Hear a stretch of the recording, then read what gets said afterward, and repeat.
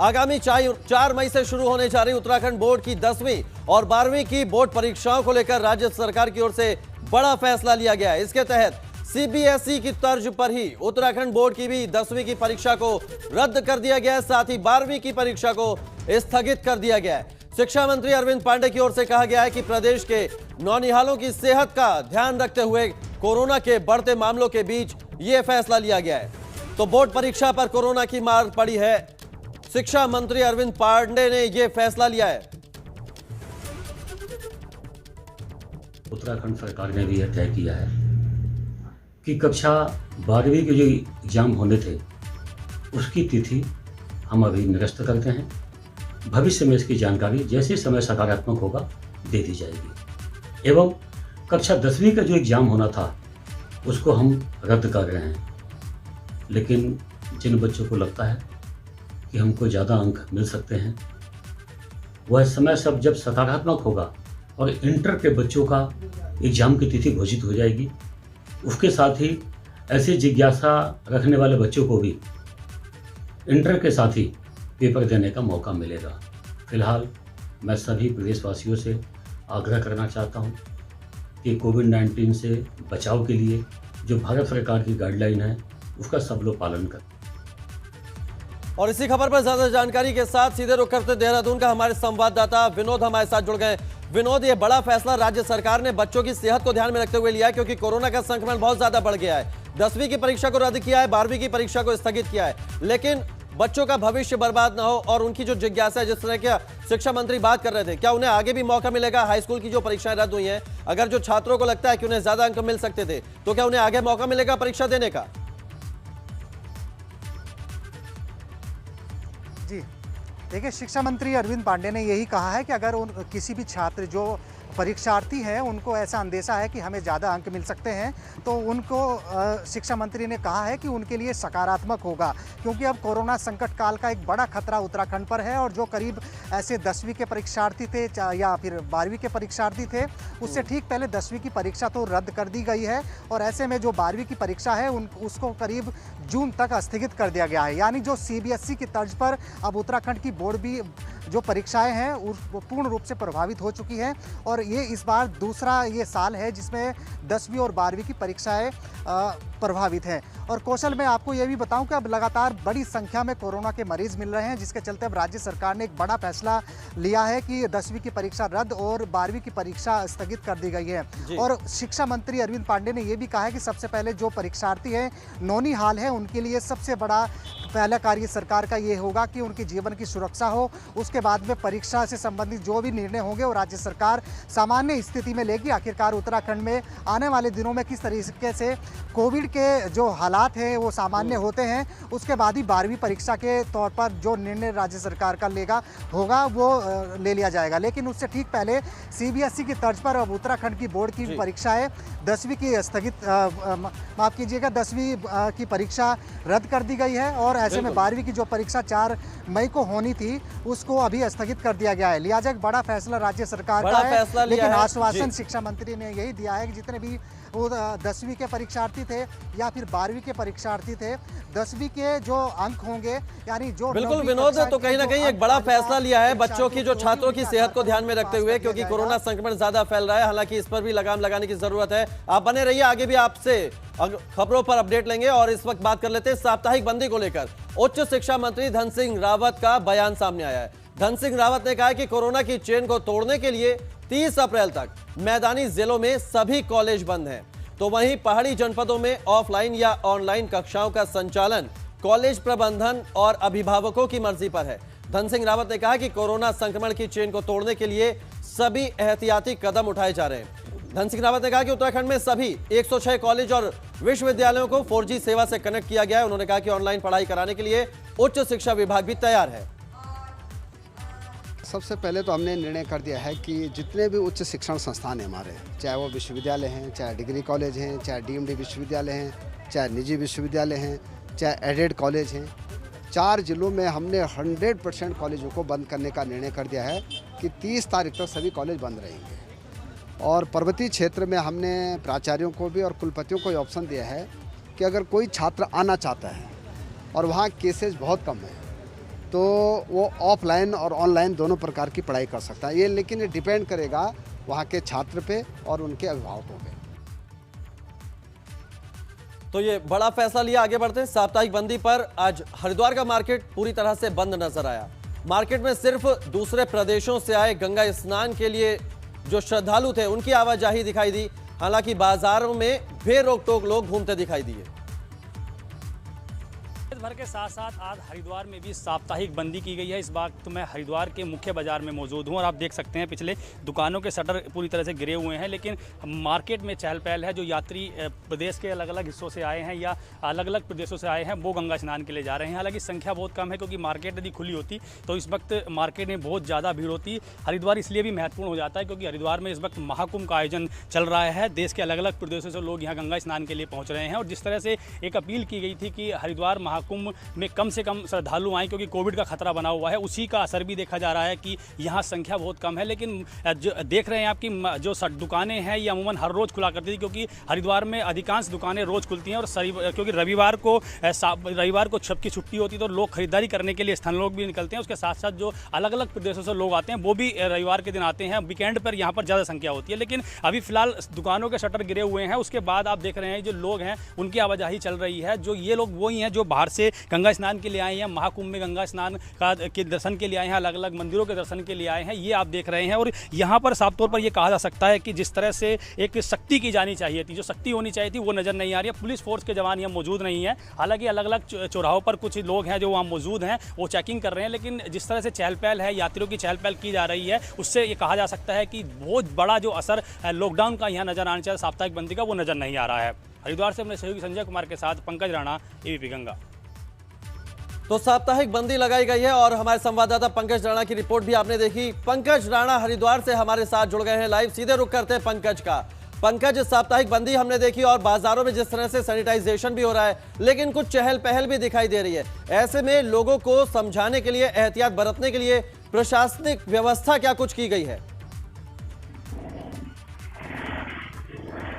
देखिए कौशल, हरिद्वार में जो सख्ती होनी चाहिए थी लॉकडाउन की वो नजर नहीं आई है। हरिद्वार के मुख्य बाजारों में जो बाहर के प्रदेशों से लोग आए हैं वो घूम रहे हैं। हालांकि उन्हें छूट दी गई थी कि वो अपने स्नान के लिए जा सकते थे, लेकिन क्योंकि आज पूरी तरह से साप्ताहिक बंदी है, पूरे प्रदेश भर में साप्ताहिक बंदी है और कोविड का जिस तरह से खतरा बना हुआ है उसके बाद ये निर्णय लिया गया था। लेकिन हर की पौड़ी के साथ साथ अगर हम मुख्य बाजारों की बात करें तो वहां पर स्थानीय लोग भी अपनी दुकानों के बाहर खड़े हुए हैं। कुछ लोगों की आवाजाही लगातार चल रही है। कुछ लोगों से हमने बातचीत की तो उन्होंने कहा कि वो अलग प्रदेशों से आए हैं, गंगा स्नान के लिए आए थे, इसलिए वो जा रहे हैं। पुलिस प्रशासन के जवान क्योंकि अगर गश्त लगाते नजर आज नहीं आए वहां पर, अगर वो गश्त लगाते तो निश्चित तौर पर संख्या भी कम होती और जो असर एक होना चाहिए था वो असर भी दिखता। नेशनल हाईवे पे मैं खड़ा हूँ, पीछे की तस्वीर भी लोग देख रहे हैं। अमूमन इस जगह पर हमेशा बहुत ज्यादा जाम की स्थिति रहती थी, खासकर वीकेंड के दिन, रविवार के दिन यहाँ पर जाम लगता था। भूपत बाला का ये एरिया है और अभी देखिए यहाँ पर जो पर्यटकों की गाड़ी है जो दूसरे प्रदेशों से आई है वही यहाँ पर चल रही है। जो सिटी बसें हैं या विक्रम है, ऑटो है, ई रिक्शा है, जो परिवहन निगम की बसें वो यहाँ नहीं चल रही है। तो ये कहा जा सकता है कि यहाँ पर स्थानीय लोगों द्वारा कुछ यहाँ पर कोशिश की गई है कि वो साप्ताहिक बंदी का पालन करें, लेकिन बाहर के जो लोग आए हैं दूसरे प्रदेशों से वो बेरोक टोक चल रहे हैं, उनको रोका नहीं जा रहा, उनको पूछा नहीं जा रहा वो कहाँ जा रहे हैं। हालांकि पुलिस प्रशासन को ये चाहिए था कि वो इन लोगों से भी, इनसे भी अपील करती जो तमाम प्रदेशों से प्रशासनिक अधिकारी क्या कर रहे हैं जबकि हरिद्वार में कोरोना का संक्रमण इतनी तेजी से फैल रहा है? जी बिल्कुल कौशल, देखिए प्रशासनिक अधिकारी नजर नहीं आए हैं। हेलमेट की चेकिंग जरूर चल रही थी। कहीं एक दो जगह हमने देखा है कि जो लोग हेलमेट लगाकर नहीं चल रहे थे उनको रोका जा रहा था, उनसे कह रहा था कि आपने हेलमेट क्यों नहीं लगाया। उसके अलावा कई चौराहों पर हम गए, अलग अलग जगहों पे गए, मार्केट पे गए, हर की पौड़ी पे गए, तो वहां पर लोग भी बेरोक टोक नहा रहे हैं, स्नान कर रहे हैं। बाजारों में भी लोग बेरोक टोक कर रहे हैं, स्थानीय लोग भी अलग अलग जा रहे हैं। प्रशासनिक अधिकारी तमाम जो लोग होने चाहिए थे, पुलिस वहां होनी चाहिए थी इसकी सख्ती के लिए, वो लोग नजर नहीं आए। तो इससे साफ कहा जा सकता है कि हरिद्वार में लॉकडाउन का पूरी तरह से पालन नहीं किया जा रहा है। लोग अपनी तरह से घूम रहे हैं। बिल्कुल, तो कहीं ना कहीं जिला प्रशासन ने भी लोगों को उनके हाल पर ही छोड़ दिया है और ये एक बार फिर लापरवाही साफ नजर आ रही है हरिद्वार प्रशासन की। बहुत शुक्रिया पंकज आपका हमारे साथ जुड़ने के लिए और तमाम जानकारी हमसे साझा करने के लिए।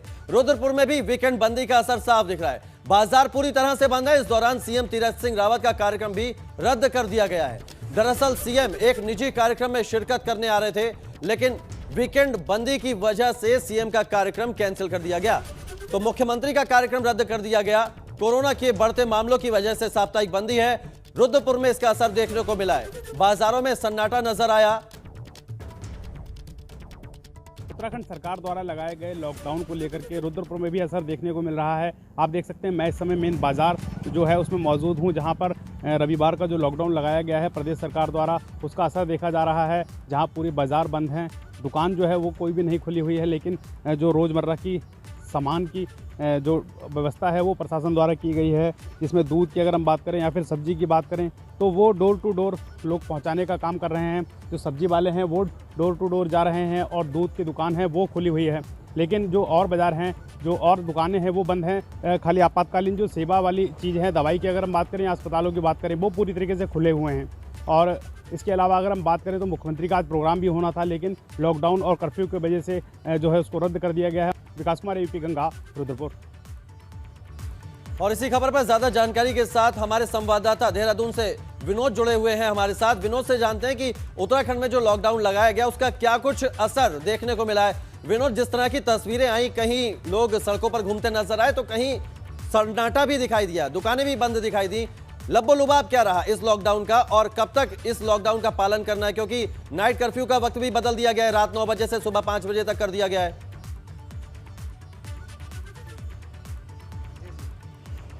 कौशल, देखिए सबसे पहले मैं आपको ये बताऊं कि राज्य सरकार और स्वास्थ्य विभाग के सामने सबसे बड़ी चुनौती इस बात की है कि आखिर जो कोरोना की दूसरी लहर है उसकी चैन कैसे तोड़ी जाए।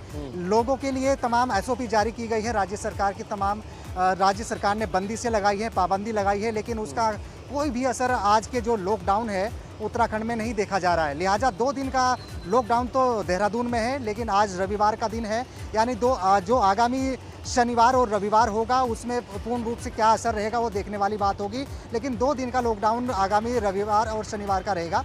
लेकिन अगर ओवरऑल की बात करें, पूरे प्रदेश की बात करें, तो कोई ऐसा असर नहीं देखा जा रहा है।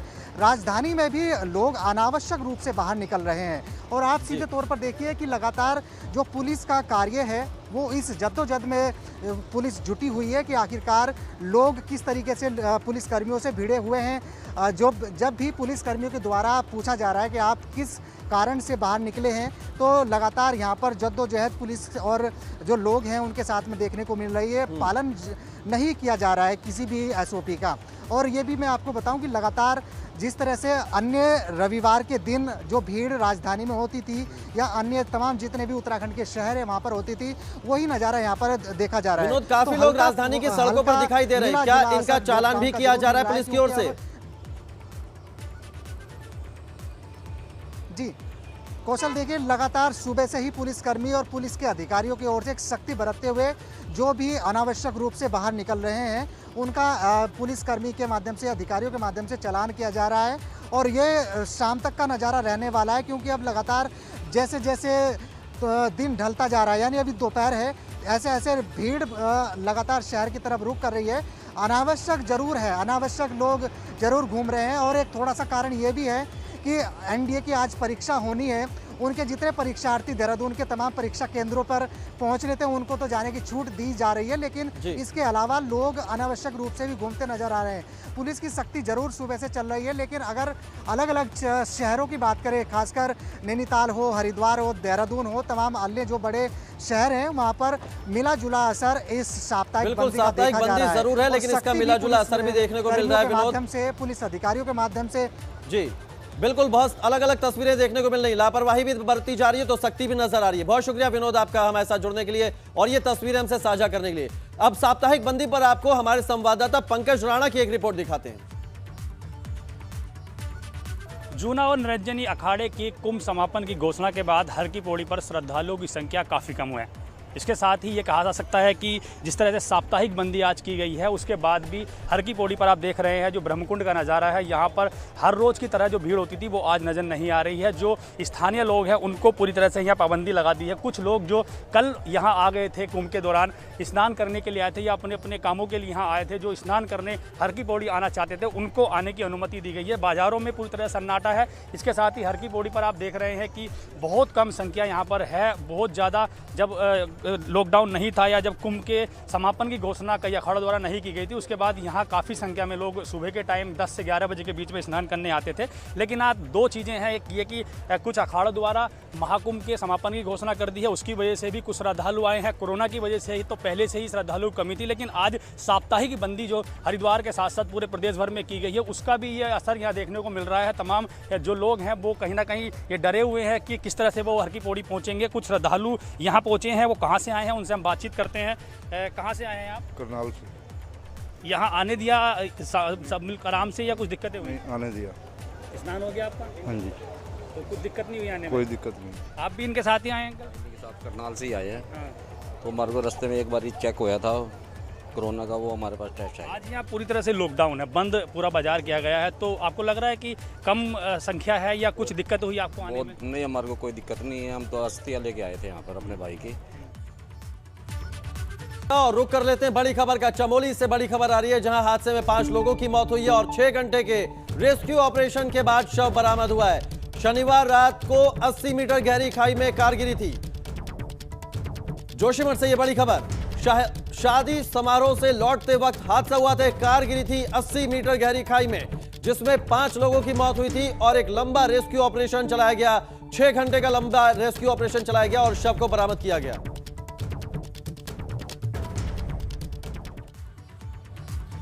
कोरोना संक्रमण के बढ़ते मामलों को देखते हुए उत्तराखंड में साप्ताहिक बंदी की गई है। खटीमा में भी साप्ताहिक बंदी है।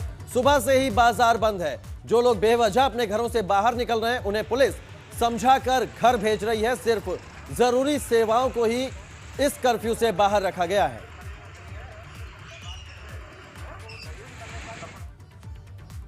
हल्द्वानी में भी साप्ताहिक बंदी है। पुलिस की तरफ से दुकानदारों को दुकानें बंद करने की सख्त हिदायत दी गई थी, जिस वजह से ज्यादातर लोगों ने अपनी दुकानें बंद रखी हैं। लेकिन कुछ लोग सख्ती के बावजूद भी दुकानें खोले हुए थे। साथ ही कुछ लोग बेवजह ही सड़कों पर घूमते नजर आए। ऐसे लोगों के खिलाफ चालान की कार्रवाई भी की जा रही है। तो ये तमाम तस्वीरें थी। अब उत्तरकाशी का रुख कर लेते हैं, जहां के ओलिया गांव में अभी तक पक्की सड़क नहीं पहुंची है। ग्रामीण पथरीले रास्तों से होकर शहर तक पहुंचते हैं। गांव में 30 परिवार रहते हैं, लेकिन शहर तक पहुंचने के लिए सड़क नहीं है, जिससे ग्रामीण पथरीली पगडंडियों से आवाजाही कर खतरा मोल लेते हैं। इन्हीं पथरीले रास्तों पर चलते हुए एक ग्रामीण घायल भी हो गया।